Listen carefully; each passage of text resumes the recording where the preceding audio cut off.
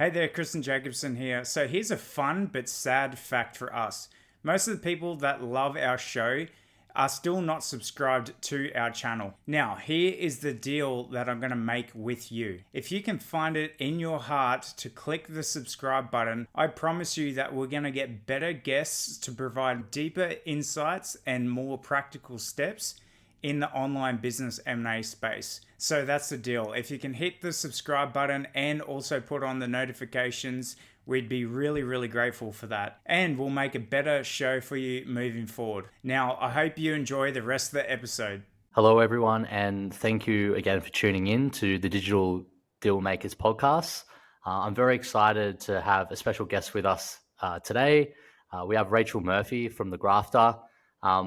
Rachel, it's been great to connect with you. I've got to say, meeting you in February this year, it was really cool to hear how passionate and enthusiastic you are about helping entrepreneurs scale. So immediately when we decided to start a podcast, Kristen and I thought Rachel's certainly top of the list to have on. So thank you for your time. I won't give an introduction. I know you can do it far better than I can. For the benefit of our listeners, please talk us through, Rachel, your journey over the course of your career and who you are. Of course. Delighted to join the podcast, Dom. So my background, I'll start with what I'm currently doing. So I'm currently building a business called the Grafter, and the Grafter really helps founders to grow, scale, and exit. And previously, I've built and sold a couple of different businesses. Last one was in 2020. And prior to that, my background for probably 25 years really was doing turnaround and transformation work for public and private sector. So I've worked for some of the big five, and I've worked across lots of different industries. I had the pleasure of working over in Amsterdam many years ago now for KPMG. Quite a varied background. But normally, if there was a problem project, whether it be people, process, or technology, I was called in to come and get something sorted. And that really, I guess that motivated me into building businesses that responded in the same way, if that makes sense. Okay, so I guess you've got that entrepreneurial spirit, but also that structure from your corporate experience over the years. I can imagine that that's really helpful for some entrepreneurs that are maybe struggling with that, let's say. I think, from my side, I have a couple of questions that I'd love to ask you, because I think some of that information or some of the answers can really help some of our listeners who are thinking to maybe scale. As you know, I typically help businesses when they're looking to exit through sell-side M&A advisory, taking them through the whole process. And I know that you also do that as well, but you also help out before that and helping them kind of get to a position to exit. So, with that in mind, could you first tell us a little bit about the origin of the Grafter and what actually inspired you to start it in the first place? Of course. So the Grafter was really born after I sold the second company. So when I sold Different, and Different was a design and build agency, we were building services for government and for healthcare in the UK. But I found that whole transaction tricky. A nightmare? Okay. An absolute nightmare. And it kind of motivated me really to take the learning and build something out that I thought was going to be useful for other entrepreneurs. The reality is, when we're building companies, we're often domain experts in the area we're working in, rather than domain experts in actually selling a business. After I sold Different, I wanted to make it easier for entrepreneurs to get their heads around when the right time was to sell, who the right potential buyer was, get a valuation of the business, but have a sounding board along the way. The rationale was that I'm not convinced that service exists. A lot of the time, entrepreneurs are approached and then they're on the back foot. 8-figure exit will allow an entrepreneur to really get ahead of that and make sure that they are in the driving seat 2 to 3 years before they want to exit. It allows us to support an entrepreneur in getting them in a really strong position to achieve that 8-figure exit. So, your program, I guess, is around 2 to 3 years. Is that what you're saying? Yeah, so the actual program duration is a 12-week period, but what we Okay. do is we encourage entrepreneurs, a minimum Yeah. of 2 to 3 years before they want to exit, to Yeah. go through this program and get their get the house in order, build I out understand. that self-pack, start to think about what makes up a data room, and what do they actually want from the sale of the business, and answer some of those fundamental questions. Because I think, if you're running your business and someone comes knocking, you're not necessarily in the best position to negotiate that deal. Yeah. Okay. And that's super helpful. I guess kind of leading on to that, as you deal with clients or potential clients that you might work with, what are some of the immediate or unique challenges for businesses or online businesses specifically, when they're aiming to scale up? What do you see there as some challenges? So I think a lot of the challenges are around having been there, seen it, and done it before. So having access to people who have been on that journey is often Mhm. a challenge for a business. Um, Mhm. I think we're in a unique position at the minute around the wider economy, with regards to raising money. But also, I think the access to the right sort of resources, and by that I mean, staff to help with a venture in some shape, way, or form, is proving tricky in some regards. So I think there's lots of different nuances.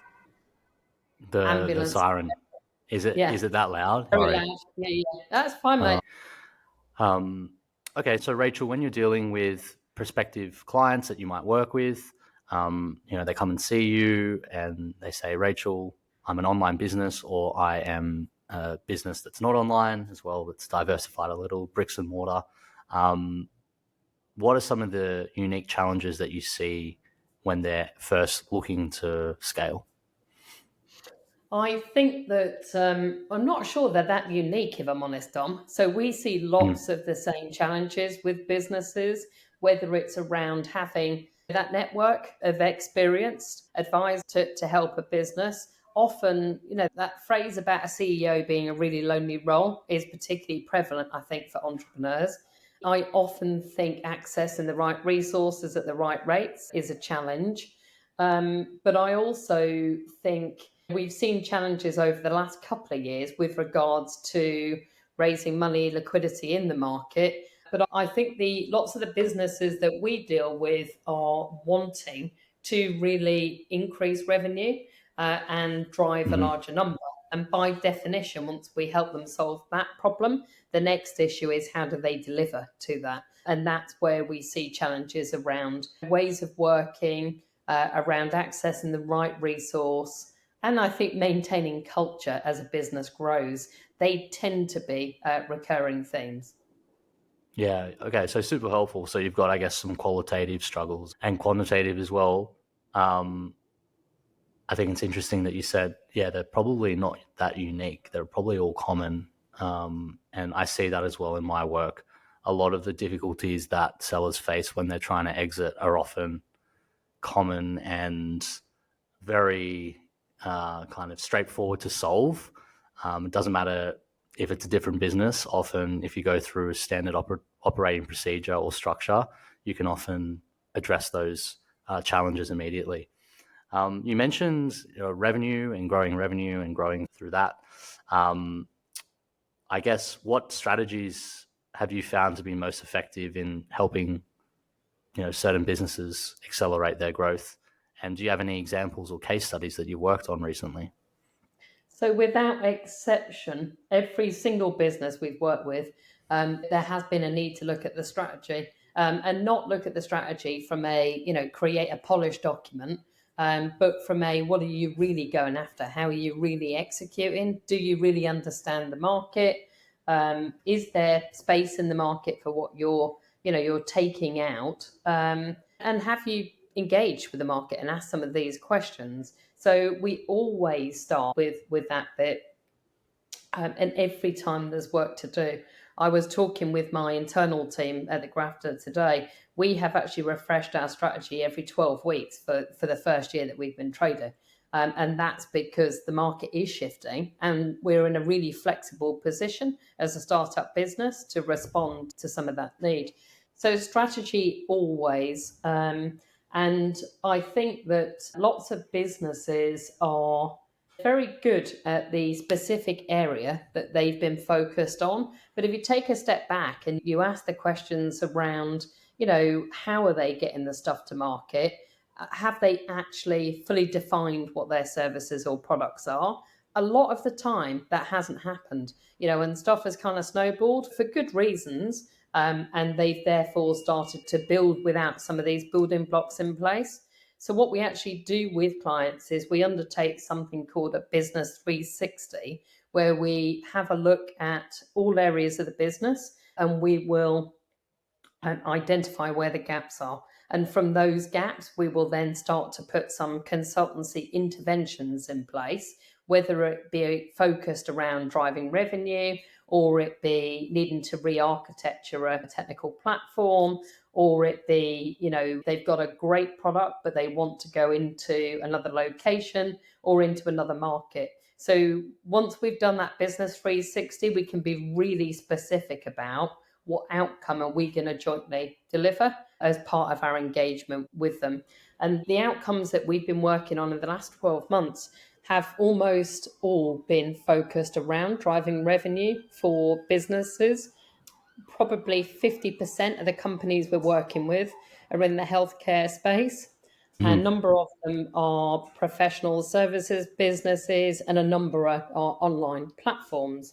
But it's revenue. That's the bit that people are looking for. An example, we helped a recruitment business called Coltech position their proposition completely and move it to capability as a service. And we helped them launch into the US market. Kind of when you say, sorry, just a follow-up question. Yeah, when you say yes. you help change their proposition, do you mean their business model?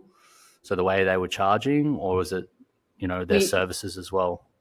Yeah, so we fundamentally changed their operating model. So changed the services away from just putting bums on seats to actually owning part of the outcome, and therefore taking some of the risk. And we had to reposition the commercial models. We had to do some testing around landing messages for the UK and the US market. We actually had to take those services out to market and see, what the response was. So over a 5-month period with Coltech, we generated 750 grand of net new business and 2 million in the pipeline across the UK and the US. So a huge achievement in a really short period of time. We've done another piece of work with a intelligent automation consultancy in the UK, and the business is called E18. And E18 were doing a lot of pre-sales work at no charge, and there was a whole raft of services work that could have been charged for, and we helped them actually define those services and therefore write a number attributed to that work. We've subsequently done, strategy work for them, and we're helping in a whole raft of different ways. But it depends a lot on what the business is wanting to achieve. But revenue seems to be where we're playing most at the minute. And then we've got a couple of businesses coming in stream that have been previously funded by government in the UK. The government won't be funding over the next few years, and they need to become commercial. They need to look at the value proposition. They need to look at the competition, and they need to pivot entirely from, receiving money from a government department, and in some cases need to actually build a sales function, build a marketing function, get out and, and start selling this stuff. Okay, that's super interesting. So you're saying as well, you kind of extract revenue drivers or revenue streams from business, from operating procedures that haven't been done before. So you've got you look at a business, it's maybe performing certain operations, maybe it has a strategy which it's currently following, which is charging for certain things, but you look at it from a holistic level and think, oh, maybe, you've identified an area where you could charge for that and make it monetize that. Okay. And is that a struggle? Yeah. Is that a struggle sometimes? Because I can imagine if like the core kind of values of the business or why the business was built was to focus on something, and then I can imagine if you're changing it a little, do founders sometimes struggle with that? Like, what's the process there? I think it was more a recognition that they knew they were leaving something on the table, but they weren't sure how to make that a reality. No, we haven't found that to be a struggle. Another example of work we've done in a similar space is a 12-year-old technology business, SaaS-based business, selling into the NHS in the UK. And no longer is the NHS funded to actually buy that software. However, they are funded to deliver that outcome. So by pivoting that SaaS-based business to a consultancy, there's a pot of money ready and waiting to buy these services. And so it's just looking at the problem the other way around and saying, can we solve this same a different way and therefore generate revenue? That sounds like a really interesting case study, especially if the SaaS business had a high concentration of NHS as its customer and that revenue from NHS was dependent on government funding. That SaaS business still had this product, which was fantastic, and then it kind of needed to diversify its clients away from NHS or that particular client. It's more, the client base remains the same, NHS, but the way the NHS is buying services means it's no longer buying the software in that way, but it still needs to deliver the outcome. So just looking at it from that business perspective the other way around means we can, help them reframe and pivot from a SaaS to a consultancy play, deliver the outcome using the same technology, and therefore solve the problem and increase revenue and profit in the process. Oh, okay, cool. No, that's a really interesting case study as well. Okay, so I think you touched on it a bit already, but maybe you could talk about like a typical engagement step by step from A to Z with Grafter, or if someone's looking to scale. Yeah, of course. I think we're still looking for that typical engagement, Dom. But in an ideal world, how it would happen is we offer something called a constancy service, which is a combination of coaching and consultancy for the first 6 months, straight into the founder. And that is about building the relationship, but it's also about having a kind of managing director in your pocket. And from there, we would then sit alongside a business for up to a 6-month period. We would then move that client into a grow and scale service, which starts with that business 360. We would agree some outcomes and we would deliver them over a 6 to 12 month period. Ultimately, what we would like to do is drive that customer then through an exit. We've only been running for 12 months, so we haven't yet gone the whole way through all of our processes. Sure. The reality is we often find clients are coming in at various touch points. So they could come in at constancy or they could come in at grow and scale. And in the case of the two that we've helped exit, they came in all the way at the end, at the 8-figure exit bit, and said, can you sit alongside and help us do the transaction? Okay, that's understood. That's clear.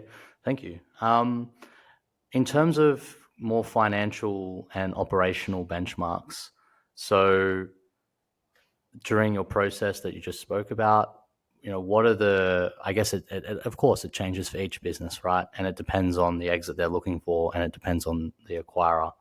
So you don't have to, of course, answer the value, but more what are the financial and operational benchmarks or metrics that you're really focusing on for, a business? So I think depending upon what the founder is looking to achieve from an exit perspective really drives that activity. And a lot of the time, some founders will have a number in their head, but equally, plenty of us are driven by wanting to go and do again or wanting to do something very different. So from a kind of financial valuation perspective, the market, and you'll probably know it better than I, Dom, is incredibly fluid. We've seen even in healthcare in the last 12 months in the UK, multiples of healthcare consultancies. When I sold my last business, we sold at an 8 times multiplier. And yet in the UK market right now, a consultancy in healthcare would be probably 3, at top end 3.5, 4, if that EBITDA was over $1 million. So it depends an awful lot on the individual as to what they're looking to do. Yeah, it's interesting though, because for the last 12 months, we've really doubled down on grow and scale. And in the last 4 weeks, we've got a couple of existing clients that have been approached about doing transactions.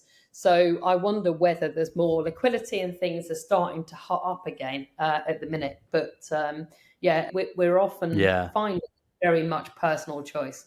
Yeah, I'm finding in the last 3 months, I'd say, a lot more deal activity, kind of a lot more conversations happening, financing being less of an issue, more confidence, and I think that's certainly driving multiples. I mean, not a whole lot, but I would say it bottomed out probably 6 to 12 months ago.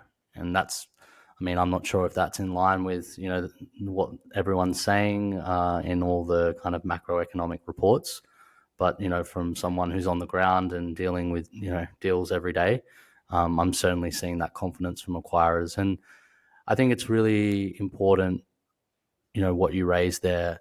It really depends on the goal of the founder and kind of working backwards. And that's something I stress as well when I'm helping my clients prepare to exit. It's figuring out what is your goal, what do you want to end with, and what's the path to that, and then determining what those metrics would be based on market multiples to hit there.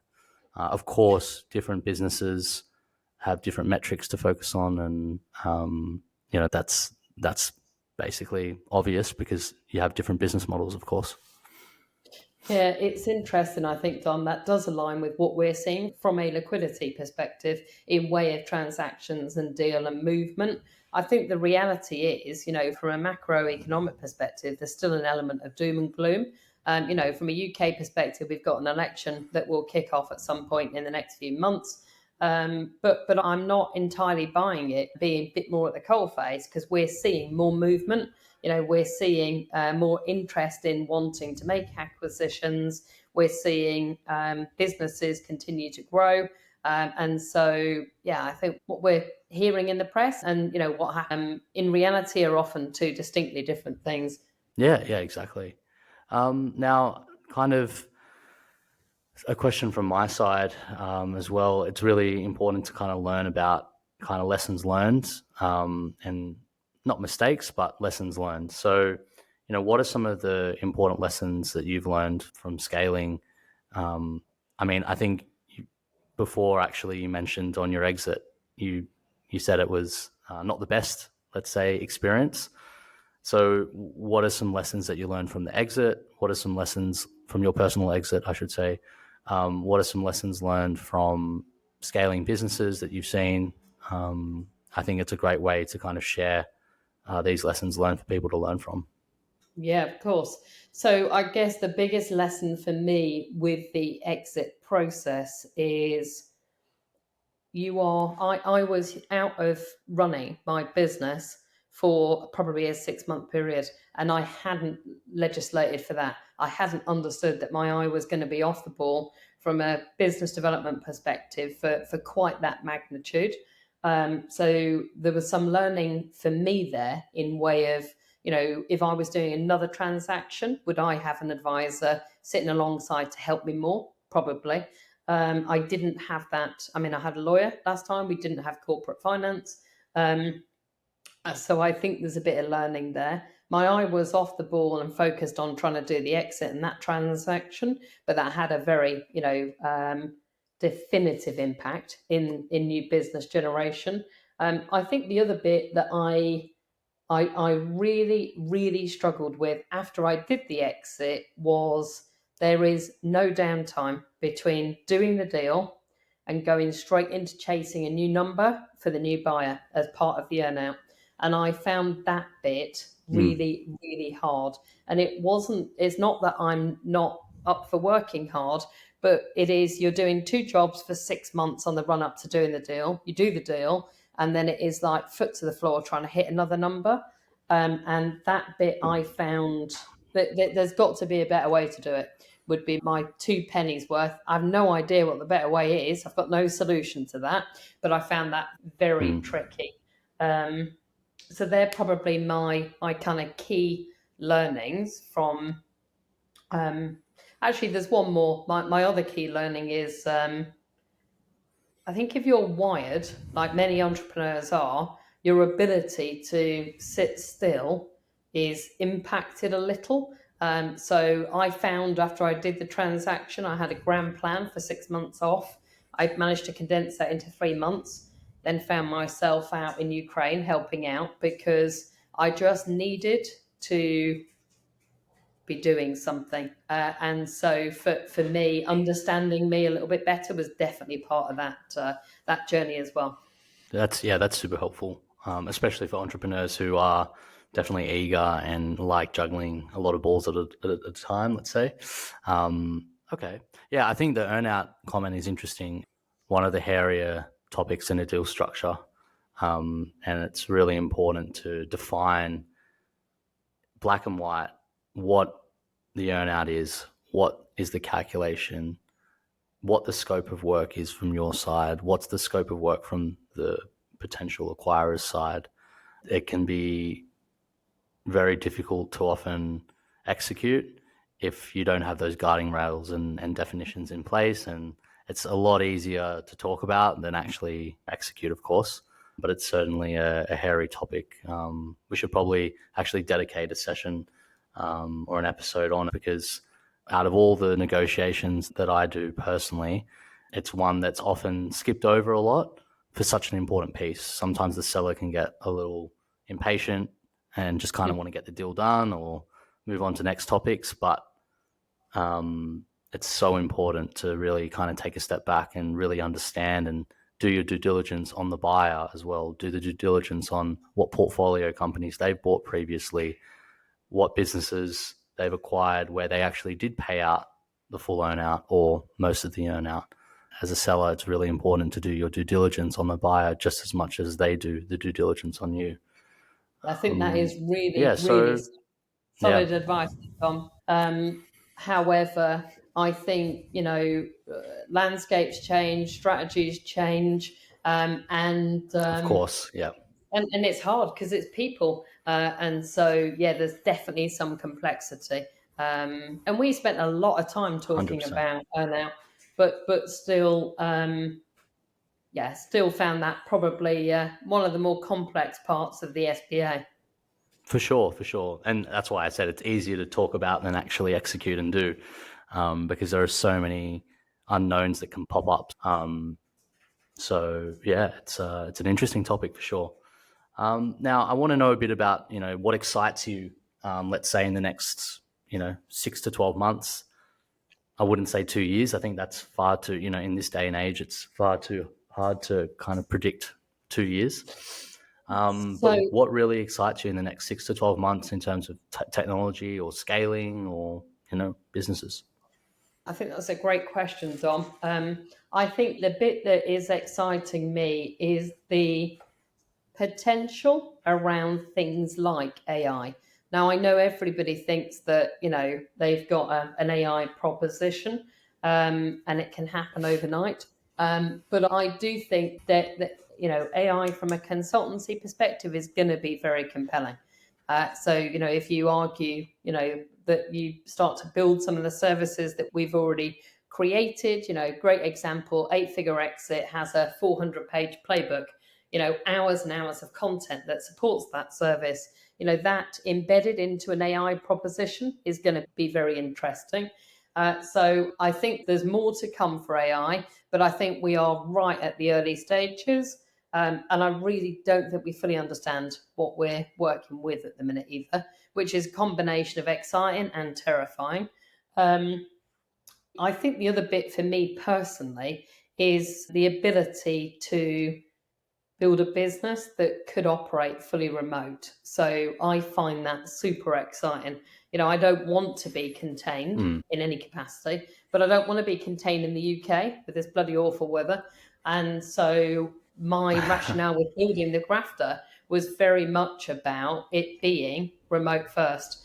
And I think just bringing that to life and making that a reality is going to be very exciting. We have people working with us at the minute who are based in Barbados, based in Thailand, and proving that concept for me will be very exciting.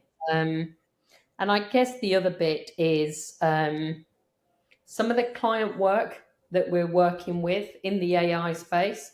We're doing some projects in healthcare, in AI.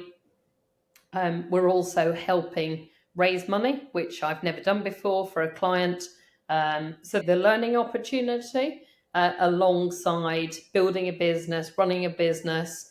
I mean, for some people that would sound horrific. For me, I find that exciting. Lots of spinning of plates and lots of moving parts. Yeah. No, fantastic. And I guess the last question we always ask our guests, what's the most recent book you've read or podcast you've listened to which made you think, wow, that's super interesting? It doesn't have to be business related, by the way. It can also be life related or fiction related. So the most recent podcast that I've been listening to is one about serial killers, and I will probably share you my thoughts on that one, actually, Dom. A serial killer podcast, to be honest. I don't mind a serial killer either. No. It's a strange fascination. But I guess the most relevant book that I've been reading relates to community. Are you familiar with the book? Sorry, I've now got the Plea. Can you hear that this end? Yeah, it's a serial killer. They have. Okay. No All worries. right. So, do you want me to restart from the serial? Are you going to re-ask the question, or do I just go? Thank you, Rachel. Some really good insights. Our last question that we always ask our guests is, what's the most interesting book you've read recently or podcast you've listened to recently where it made you go, wow, super interesting, or you got something really cool out of that? So there's a couple of podcasts that I've been listening to recently. The first one is about serial killers, so I won't focus on that, albeit it is fast relevant for business. The podcast that I've been listening to is Coaching Outdoors, and it's the concept of if you are coaching a client, whether you're together or you are in different locations, can you take that conversation outdoors into the countryside, fresh air, and what dimension is that bringing to a coaching session? Does it allow for a more creative discussion? Do clients that you're working with feel more or less constrained? So Coaching Outdoors is the other podcast I'm listening to at the minute, which for somebody that spends probably 2 days a week coaching clients, it's a fascinating listen. Maybe it's selfish, Dom, because I'd like to be walking and talking, getting the steps in at the same time. Who knows? Efficiency, I don't mind that. I actually like doing kind of meetings with people and walking at the same time, or if I have a voice call, definitely love walking when it's not raining here, to be honest. But look, Rachel, I just want to thank you again for your time. I know you're really busy, and I think there's some really nice nuggets of information for our listeners. So thank you again. Enjoy the rest of your afternoon. My pleasure. Thanks very much for having me on. Thanks, Dom.